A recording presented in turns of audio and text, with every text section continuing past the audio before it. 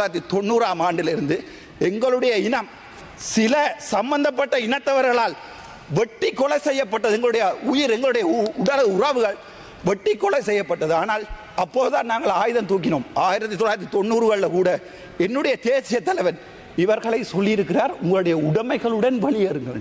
உடைமைகளை எடுக்க வேண்டாம் சொல்லவில்லை, ஒரு நாள் கொடுத்திருக்கிறோம், உடைமைகளுடன் வெளியேறும் என்று சொன்ன பிரபாரின் வரலாறு இது.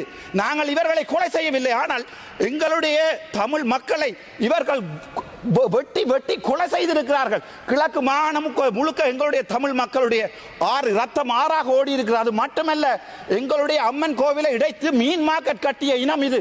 அது பிழை என்றால் பிழை, அது யார் வந்தாலும் பிழை இல்லை. ஒரு விடயத்தை நான் மேலும் சொல்லுகிறேன், நாங்கள் ஒரு பாவப்பட்ட இனம்.